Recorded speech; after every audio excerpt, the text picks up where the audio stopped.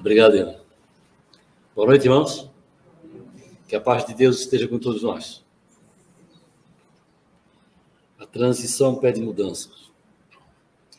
Vamos começar pelo Evangelho? Vamos lá. Jesus disse: há muitas moradas na casa do Pai. Não se turbe o vosso coração. Crede em Deus, crede também em mim. Há muitas moradas na casa de meu Pai. Se assim não fosse, eu já os teria dito, pois vou preparar-vos o lugar. E depois que eu me for e vos aparelhar o lugar, virei outra vez e tomarei para mim, para que lá eu os tomarei para mim, para que lá onde eu estiver, estejais vós também. Então Jesus está dizendo aqui que ele ia para algum lugar e que ele vem nos buscar. Deus queira que sim, né? Que ele não demore. Pois então, quando que Jesus disse que voltaria? Num outro capítulo, Mateus, fala que Jesus disse que haveria um tempo em que aconteceriam algumas coisas que seriam um prenúncio do retorno dele. Nós estamos vivendo esse período, onde as coisas que Jesus previu estão acontecendo. Esse período que nós estamos vivendo é aquilo que os Espíritos já vêm há muito tempo nos falando, que seria a transição da nossa mudança de uma forma de ser para uma outra forma de ser. Vamos ver o que Kardec falou a respeito desse assunto. Allan Kardec fala no Evangelho segundo o Espiritismo que, embora não possamos fazer uma classificação absoluta dos diversos mundos, podemos, pelo menos, considerando o seu estado e o seu destino, com base nos seus aspectos mais destacados, dividi-los assim de um modo geral. Mundos primitivos, onde se verificam as primeiras encarnações da alma humana. Mundos de expiação e de provas, em que o mal predomina. Terceiro, mundo de regeneração, onde as almas que ainda têm o que expiar adquirem novas forças, repousando das fadigas da luta. Mundos felizes, onde o bem supera o mal. E, por último, os mundos celestes ou divinos, que é a morada dos espíritos purificados, onde o bem reina sem mistura. A Terra pertence atualmente à categoria dos mundos de expiações e de provas. Ou seja, nós já estamos no segundo passo. Nós já fomos bem pior. Não é? Nós já estivemos bem mais longe da luz do que estamos agora. Nós já passamos por boas experiências, já passamos por esse mundo de provas e expiações, estamos aqui nos submetendo às provas para ver se realmente nós demos um passo à frente e nos preparando para o passo seguinte. É esse nos preparando para o passo seguinte que nós vivemos no momento. Quando todos nós viemos para essa encarnação, quando decidimos vir para cá fazer essa experiência, nós sabíamos que estaríamos vivendo um período em que estaria muito conturbado tudo, que a situação na Terra estaria muito em conflito, porque as forças do bem e as forças do mal estariam muito antagônicas. As forças do mal estariam tentando, de toda forma, segurar os seus adeptos, segurar aquelas pessoas que eles já tinham dominado e para não deixar que elas vão para frente. Porque o mal se nutre da energia das pessoas que eles conseguem plugar, não é? Então, nós estamos a serviço do bem ou do mal? Bom, todos nós acreditamos que estamos a serviço do bem, não é? Mas às vezes nós nos comportamos como se estivéssemos a serviço do mal também, ou seja, há uma certa invigilância que às vezes nos permite ser tocado por essa maldade que nos usa a nossa energia para praticar alguma coisa. Então nós precisamos estar atentos. Então, esse momento que estamos vivendo, que é um momento de transição de uma era para uma outra era melhor, é o momento que exige mais atenção da nossa vida para ver assim, o que é que nós temos que realmente, definitivamente, melhorar em nós. O que é a experiência de todos esses milhares de anos que nós estamos nesse mundo de provas e expiações nos fizeram e o que ainda nós achamos que realmente tem que mudar. E todo mundo sabe o que tem que mudar. Às vezes o cara se faz de desentendido, diz que não sei. Não, sabe sim. Sabe porque no dia a dia, durante todo o contato que nós temos com as pessoas, com a humanidade, com os animais, ou seja, com a terra, enfim, Nós sabemos o momento em que nós estamos em harmonia e o momento em que nós estamos em desarmonia. É óbvio que esse momento que estamos em desarmonia, a causa é nossa. Nós sempre gostamos de jogar isso à conta dos outros, né? Que estamos desarmônicos, porque fulano disse isso, estamos desarmônicos, porque fulano falou aquilo. Por que está acontecendo? Não, não, não. Se nós não entrarmos na onda do outro, se nós entendermos que cada um está fazendo o seu processo, que cada um tem o livre arbítrio para escolher as suas decisões, nós vamos ficar no nosso lugar e vamos ficar só observando e vamos dizer que Deus o proteja, que Deus o ajude e não carrega dentro de si mágoa, ressentimentos para que depois tenha que fazer um processo, uma limpeza, uma terapia para poder se livrar desse abacaxi, né? Então, nós estamos no momento em que é preciso prestar atenção. Esse nosso momento agora, ele anda bastante conturbado, eu já falei, né? Então, é preciso aprender a se desligar um pouco desse tumulto que vai lá fora. A minha experiência para me desligar desse tumulto foi acabar com o meu contrato de televisão. Eu não vejo mais televisão faz 1 ano e meio. Você não sabe a limpeza que isso acontece na mente da gente. Eu não vejo mais noticiário, eu não vejo mais aquelas coisas mal resolvidas, mal feitas propositadamente para implantar em nós medo, para implantar em nós o terror. Me livrei do abacaxi, né? Eu, quando quero ver alguma coisa no meu aparelho de televisão, ela pega a internet, eu entro no YouTube e descobri que o YouTube tem milhões de coisas, de tudo que a gente possa imaginar. Mas é tanta coisa que a gente fica surpreso a cada dia com aquilo que aparece, né? Esses dias eu peguei a minha bicicleta, estava com o pneu furado, como botar a minha bicicleta dentro do meu carro dava um certo trabalho, eu resolvi tirar a roda da bicicleta e levei na oficina. Era a roda traseira e eu não me dei conta de prestar atenção como ela se colocava, né? Quando eu cheguei na hora de botar, como ela tem marcha, tinha ali, olhei assim, e agora como é que eu faço? Eu fiquei... Tentei botar e achei que não sabia. Sabe de uma coisa? Pega o Google aqui e vamos lá. Colocar a roda traseira da bicicleta. Olha só, entrou no YouTube e tinha várias pessoas ensinando como se coloca a roda traseira de uma bicicleta. Eu disse, Jesus, não é possível. Existe mesmo. Tudo, né? Para tudo que a gente quer. E aí, só de olhar ali, o cara disse, tá. Olhei para mim, tá muito fácil. Cheguei, rapidinho, coloquei, parafusei, deu, né? Então, assim, tem tudo. Tudo. Então, eu vejo muitos programas de espiritualidade, tem muitos canais excelentes que as pessoas falam de espiritualidade em diversos níveis, né? Ou espíritas, ou budistas, ou umbandistas, ou sei lá, de todo tipo, mas que trazem informações, que é uma coisa agradável, gostosa de assistir.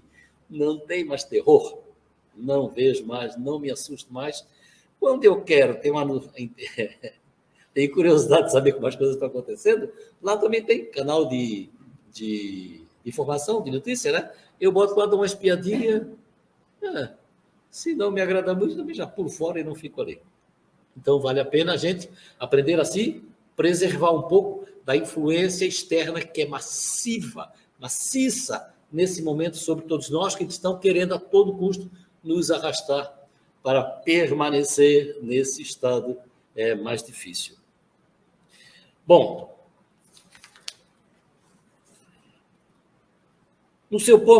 Kardec diz ainda, no seu ponto de partida, o homem só tinha instintos, que era aquele hominídeo, aquele que avançou do macaco, que ficou em pé e começou a andar, né?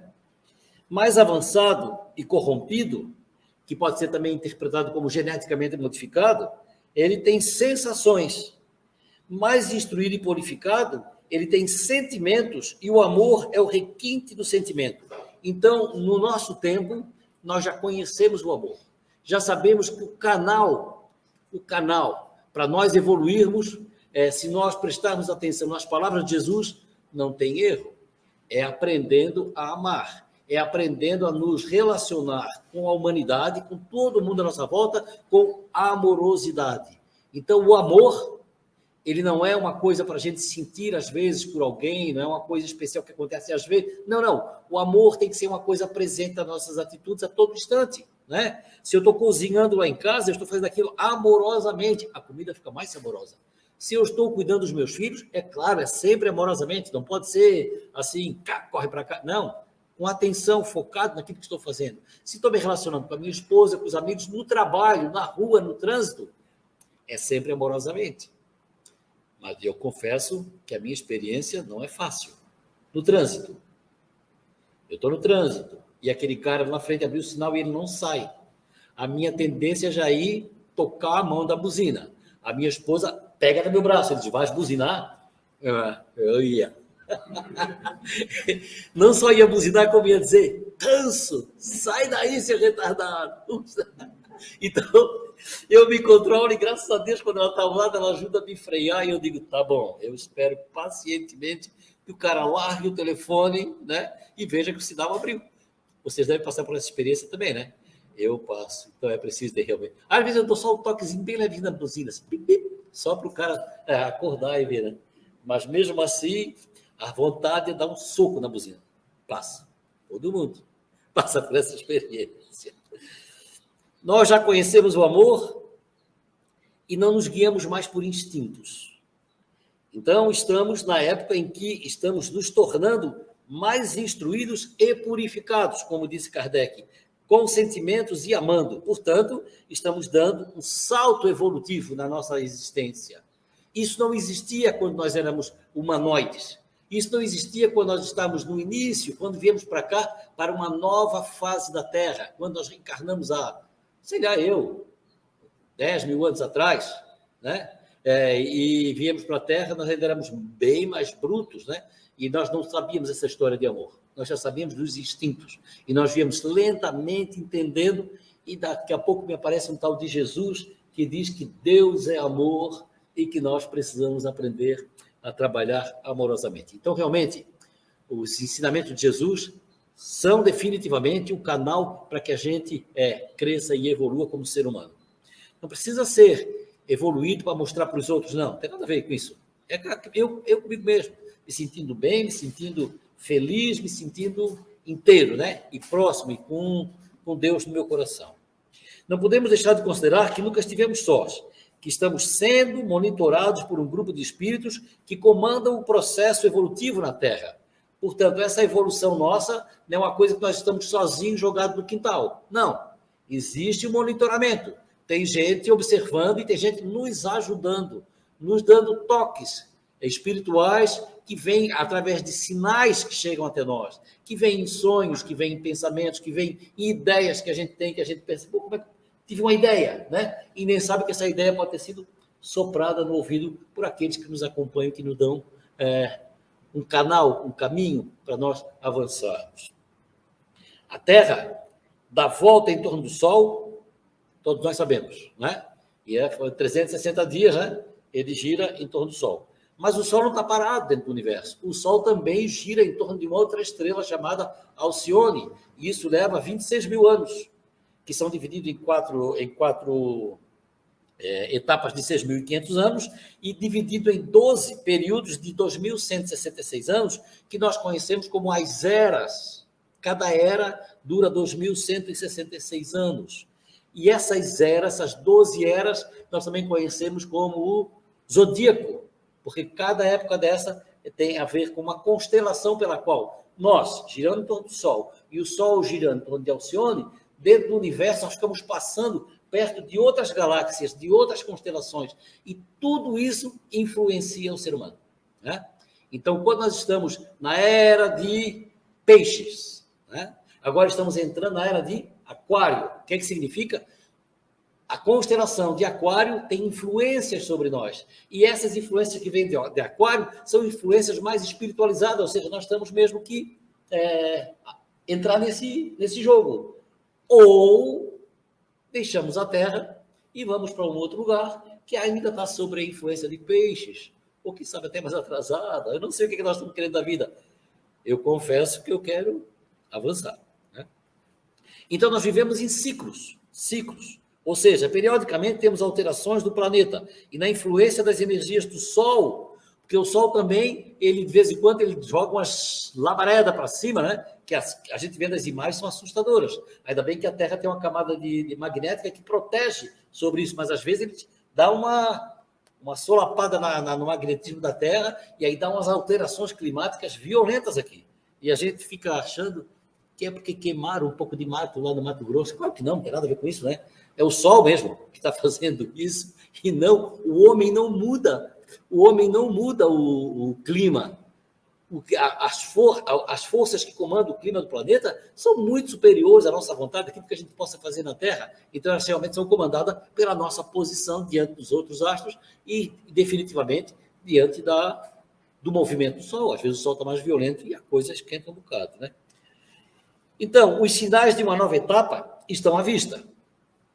Nós estamos vendo. Por exemplo, o livro de João, o Apocalipse, que quer dizer revelação, ele fala desse tempo, que haveria coisas novas acontecendo. E nós podemos observar que já há algum tempo, as crianças que estão nascendo são diferentes de como nós fomos quando éramos crianças. Os novos adolescentes e as crianças pequenas, elas são muito diferentes do que nós éramos. Imagina, o meu avô e o meu pai foi uma relação muito distante um do outro. A minha com o meu pai foi um pouquinho melhor, mas não foi aquilo tudo que mais tarde eu entendi que podia ser. A minha com os meus filhos foi muito mais amorosa. Agora, a dos meus filhos com os meus netos, meu Deus, o que são essas crianças? Vocês observam que eles são amorosos, que eles abraçam a gente, que eles beijam e que dizem eu te amo com uma facilidade. A minha neta, toda vez que me abraça e me beija, diz eu te amo, vô. Sabe quando eu disse para o meu pai a primeira vez eu te amo, pai? Quando eu tinha 50 anos de idade. Eu até achava que meu pai nem gostava muito de mim, porque não me dizia nada. Nunca tinha me dito que eu te amo, nunca disse-me nada, nunca me agradou, nunca vi meu pai me fazendo um afago, um carinho, nada, né? Então, quando eu tinha 50 anos, eu já estava no espiritismo, e eu fiz o meu processo de eu ter que me mexer. E aí, no dia do aniversário dele, eu abracei o meu pai com toda a vontade e disse, pai, eu te amo. E qual foi a minha grande surpresa? Ele disse, eu também te amo, meu filho. Me arrebentou, porque eu não podia esperar isso. Jamais eu imaginei que meu pai ia dizer, eu te amo. Eu até achava que ele nem gostava muito de mim. Pô, foi um avanço. A partir daí, a minha relação com ele mudou, sabe? Mudou, e pena que mais 10 anos depois ele morreu, porque não tive esse tempo de voltar a fazer um processo de mais amoroso. Então, assim, ó, estou dizendo isso porque se isso acontece na vida de vocês, onde existe alguém com quem a gente não tem uma relação muito fácil, abra o caminho, abra a porta e aproxime. Vai lá, dá um abraço e diz como eu gosto de você. Quem sabe a pessoa também é tímida, também acha, sei lá o que ela pode pensar e não consegue se soltar. E você abre essa porta para aumentar as relações entre nós, que precisam ser mais amorosas, porque o nosso momento na Terra é esse, de amorosidade. Então precisamos abrir mais. A onda de espiritualidade por todo o planeta. Realmente, por todo lugar que se vai, centro espírita no Brasil é uma coisa que a gente encontra em cada quadra, né? Por exemplo, nós temos esse aqui, agora eu fui convidado para participar de um outro centro espírita, que é na rua de cima, um pouquinho ali para baixo, pertinho daqui. Se descer aqui para baixo, nós vamos encontrar outro, assim, por toda a cidade. Eu não sei quantos centros espíritas pode existir em Florianópolis, mas são muitos centros de umbanda, muitas igrejas de todo tipo, né? Ou seja, a espiritualidade está, assim, fervendo. E antigamente, quando eu era criança, existia o quê? A Igreja Católica. Né? Tínhamos pouca notícia que existia outra coisa. E hoje não, você pode se relacionar, pode se espiritualizar, pode absorver mais esse conhecimento em toda quadra, todo lugar. São muitos cursos, né, que os centros oferecem. É bom, está fervendo isso na Terra. Ou seja, o joio e o trigo estão se separando naturalmente nesse tempo, sabe? Porque Jesus falou que haveria uma separação do joio e do trigo nesse momento. E nós estamos vendo agora com muita clareza o que é joio e o que é trigo.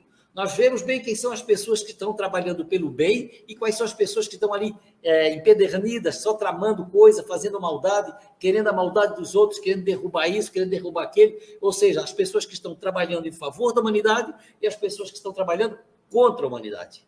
Está ficando cada vez mais. As máscaras estão caindo. Estão ficando muito fácil para a gente ver. Também acreditava-se que isso aconteceria quando o mundo acabasse, né? No fim do mundo as coisas aconteceriam e no fim do mundo Jesus voltaria. Não é fim do mundo como nós conhecemos o mundo Afinal de contas, o que é mundo? É o planeta? É a humanidade? O que é mundo, né? Então, existe uma maneira de se entender o que é mundo. Quando houve o dilúvio do Noé, aquilo foi um fim do mundo. Por quê? Aonde a água bateu, acabou tudo. Acabou gente, mas não acabou a terra toda. Um pouco de gente ficou em algum lugar. E o Noé também estava com a barca cheia e conseguiu aportar, mas em algum lugar do planeta, muita gente sobrou para trabalhar. Então, o fim do mundo não é aquele fim do mundo, mas o fim de um mundo. Esse mundo que nós vivemos, que conhecemos, e que é esse mundo dessa briguinha constante entre grupos, entre pessoas, isso é o fim, isso está acabando e precisa acabar, porque na nova fase que nós vamos entrar daqui a pouco, não tem mais isso. Então, nós temos que ir já nos libertando disso, ou nos libertamos, ou vamos ficar fazendo briguinha por mais 2.000, 4.000 anos, não sei quanto tempo. Né?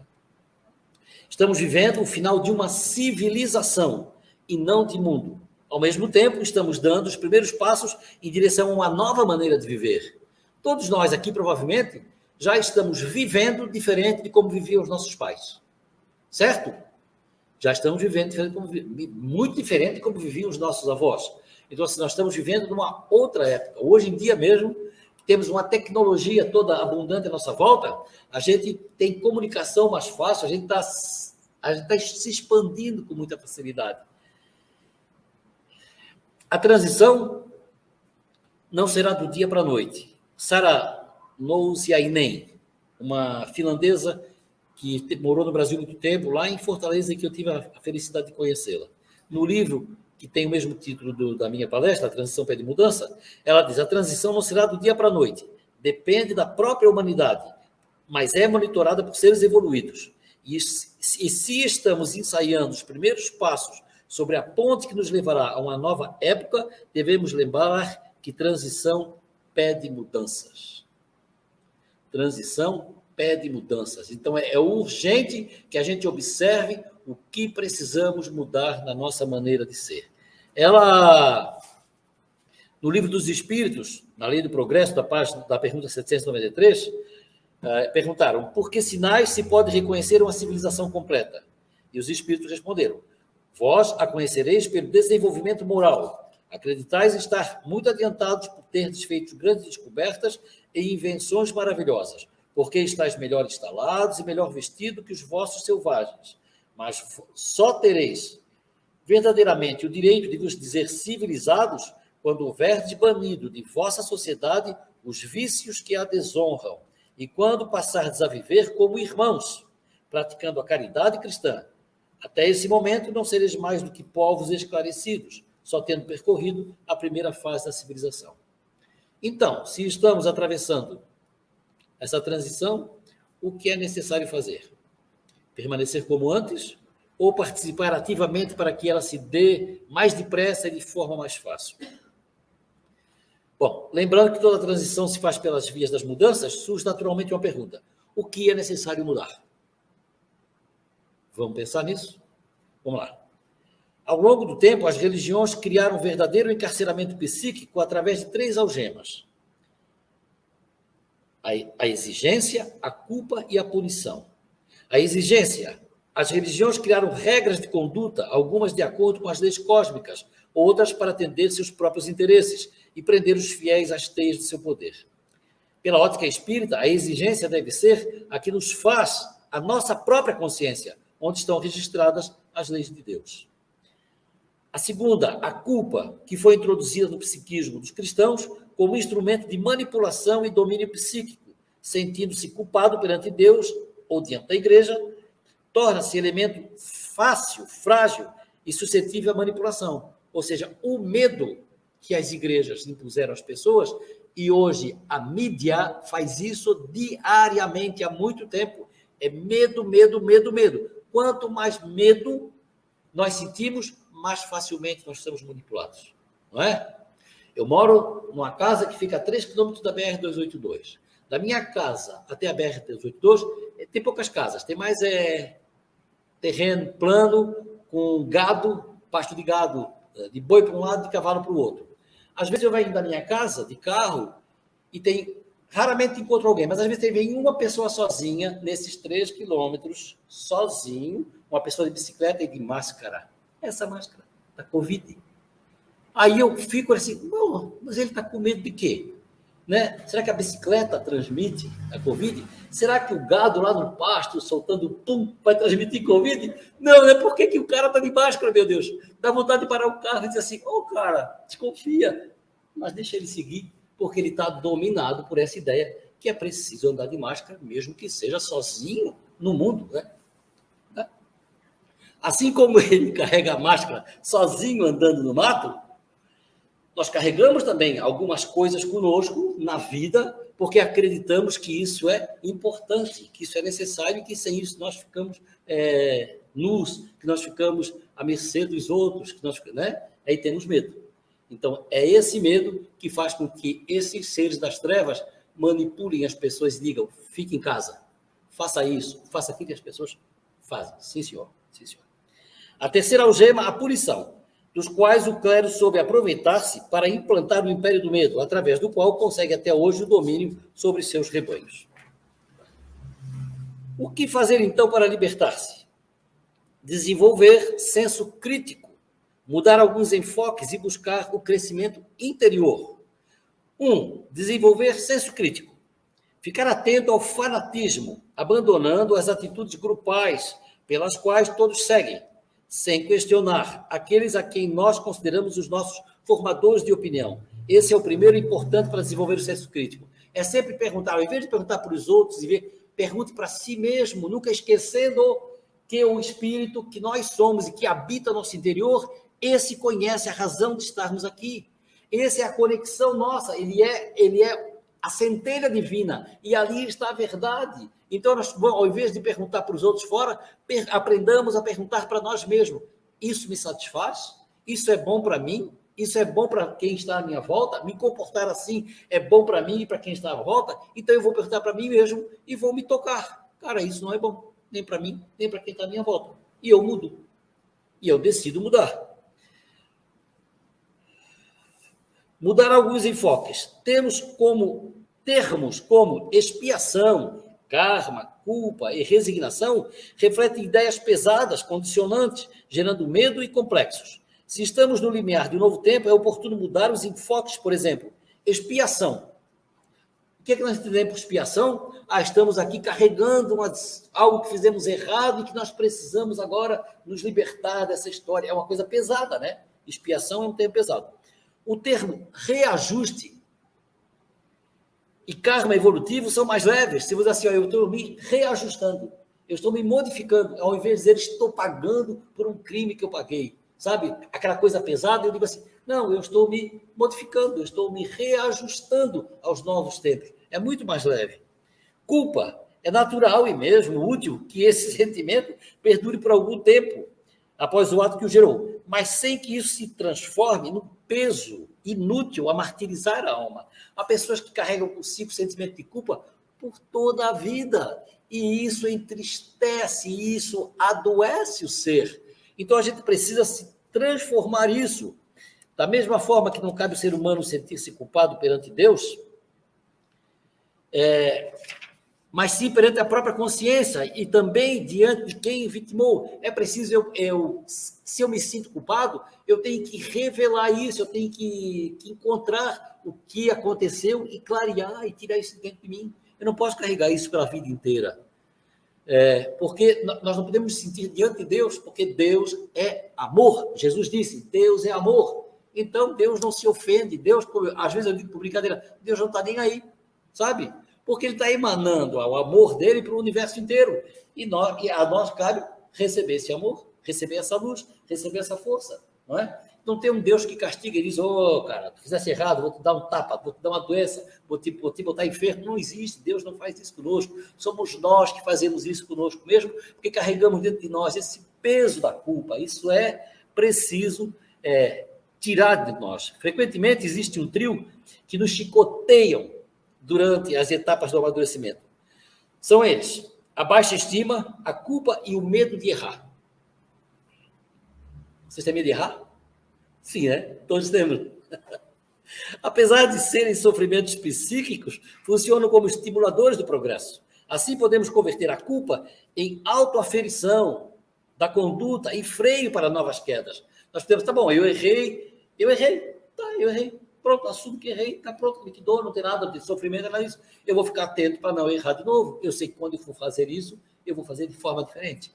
Aliás, é assim que se aprende, é assim que se cresce.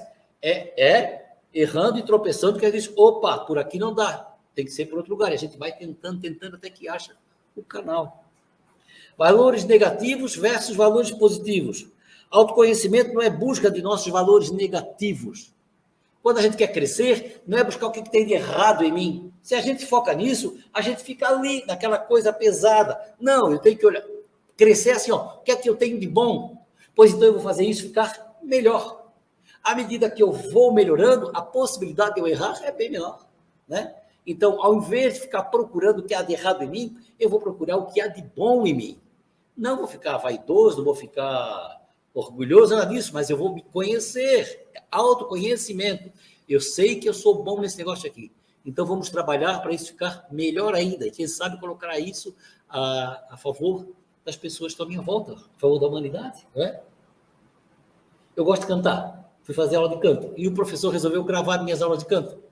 Aí alguns amigos souberam, disse, mostra como é que é. Aí eu botei no Facebook, pô, todo um monte de amigos, disse, bota mais, canta mais, mostra mais, né? Pô, isso não estava nos meus planos, eu só queria cantar. E agora eu tenho que cantar e mostrar para os amigos que ficam fazendo aquela bajulação, aquele aplauso todo, aquela brincadeira. Botei. Ficou legal, me senti bem, sabe? Um dom que é meu e que eu boto para alegrar esta. Pô, essa música é linda, que bom te ver cantando isso. Pô, faz bem a mim e faz bem aos amigos. Que bom, fiquei feliz da vida. No mundo cristão, estamos milenarmente condicionados a ver apenas nossos pecados ou erros, ou seja, nosso lado sombrio que se avoluma sobre nós, em complexos de culpa, criando um ambiente favorável à instalação do medo e também de obsessões. Espírita sabe bem o que é isso, obsessões, né? Se ficarmos olhando só para o nosso lado escuro, estaremos fadados a andar tateando em nossa própria sombra. Trocar resignação por aceitação. Resignação é também uma coisa pesada, ele está resignado, assim, eu estou mal, eu sei disso, eu carrego isso comigo.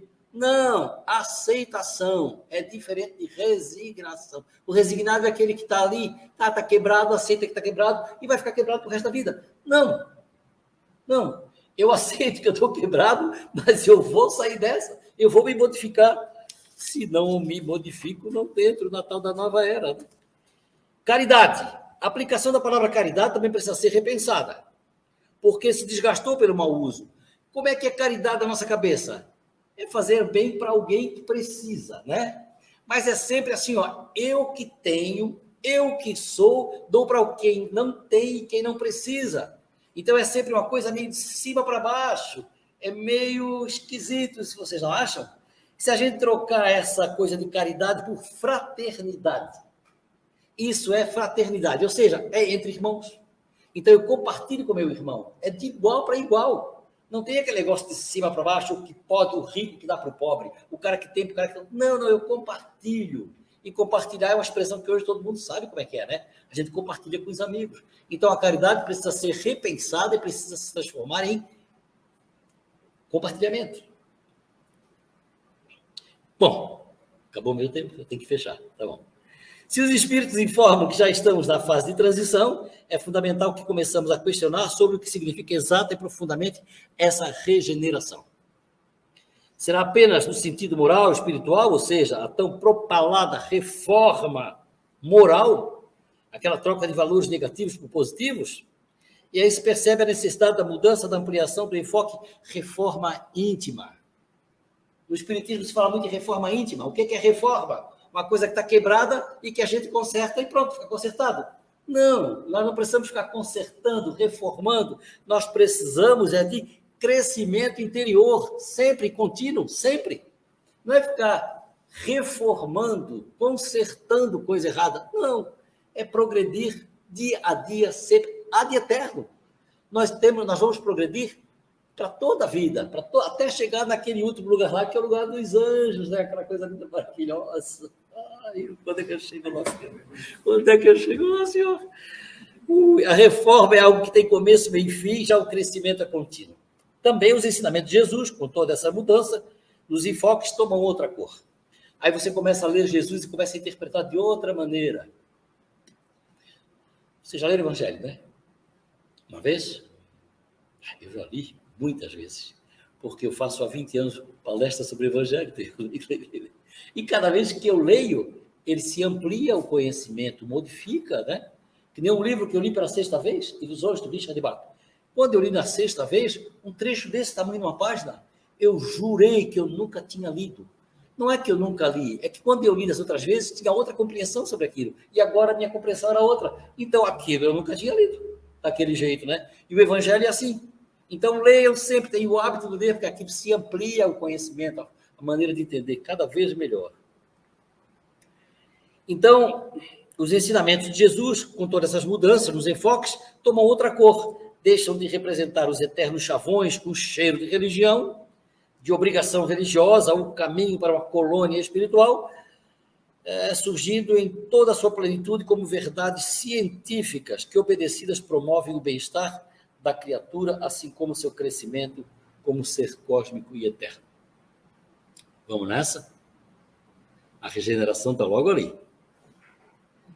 Mas nós vamos mudar para lá. Aliás, é bom saber uma coisa, hein?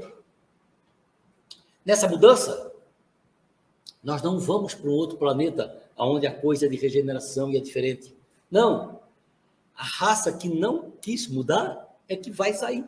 A Terra será daqueles que mudaram. Nós quisermos realmente viver num mundo melhor, vamos trabalhar, porque o mundo melhor vai ser aqui na Terra. Olha essa coisa linda, o planeta Terra. A gente pode continuar morando aqui, mas só que sem essa encrenca toda. Né? Então, esse é o passo. É nisso que nós temos que focar a nossa existência, porque está na hora, está em cima do laço. Ok? Muito obrigado pela atenção. Até uma próxima oportunidade.